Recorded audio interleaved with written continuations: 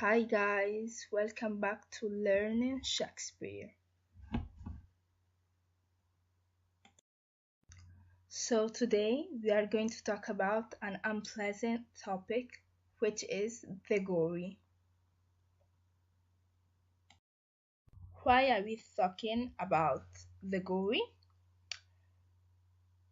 It's because Queen Elizabeth I enjoyed attending Blacksport, and she went to many events, and it wasn't only she that enjoyed, but many people of the upper classes, like ambassadors and courtiers. One of the blast sport was cockfighting. Roosters were fighting against each other, and they were placed in a cockpit, and they were fit with sharp blades on each foot, and they fought also with their beaks. And birds were very expensive, so only wealthy men could purchase them. Another blood sport was bull baiting, and it was a contest in which trained bulldogs attacked tethered bulls. So the bull was tied with a rope round the root of his horn, and he would be fastened to a stake with an iron ring in it, situated in the center of the ring. And so the rope was long 15 feet, and the animal was confined to a space of 30 feet of diameter, and the owners of the dogs stood around the circle, each holding their dog by its ear, and when the sport began, one of the dogs would be let loose, and the bull was baited for about, let's say, 1 hour.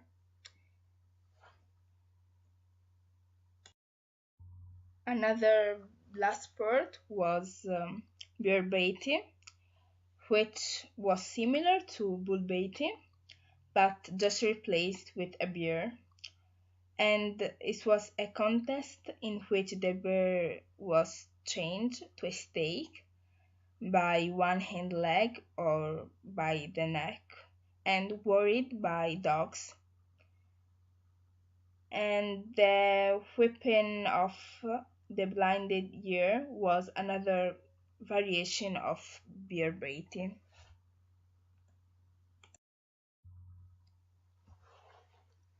The cockpit theater was a place where people went to see blood sports, and it could be small or large, and it was a round arena surrounded by benches for people to sit and watch.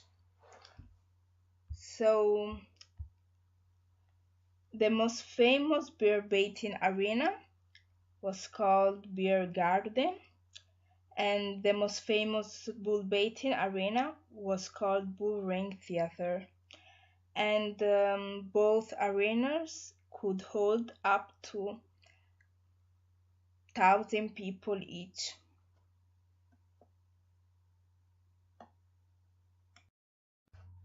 What we have to know is that Shakespeare loved to indulge in violent imagery and audience traumatizing scenes in many of his plays.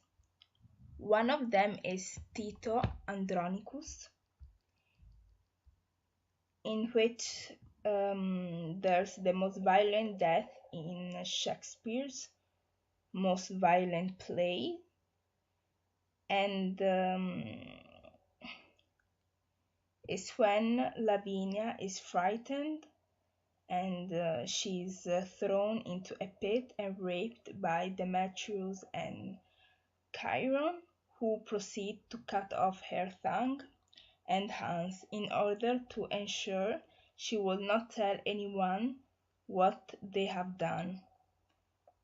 When Titus, her father, learns of the rape, he murders her by breaking her neck. Also in Romeo and Juliet, there is a gory scene, and it's when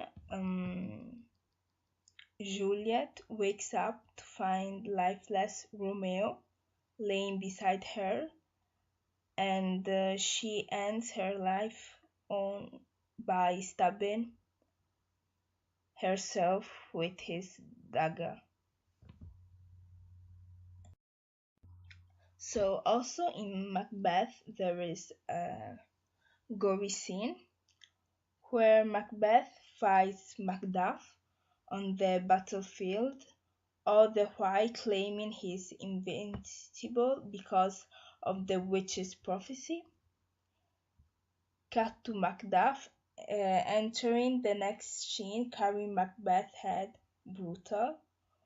We can see he didn't deserve it for his command of murders of Macduff's wife and young children. In King Lear, there's a gory scene in which Edmund orders that King Lear and his daughter Cordelia must be murdered, and while King Lear survives, Cordelia isn't so lucky because she's hanged in her cell. In Hamlet, within the first act of the tragedy, Hamlet is confronted by the ghost of his deceased father. Hamlet's father tells Hamlet of his death, revealing that Hamlet's uncle Claudius murdered him by pouring poison into his ear while he slept.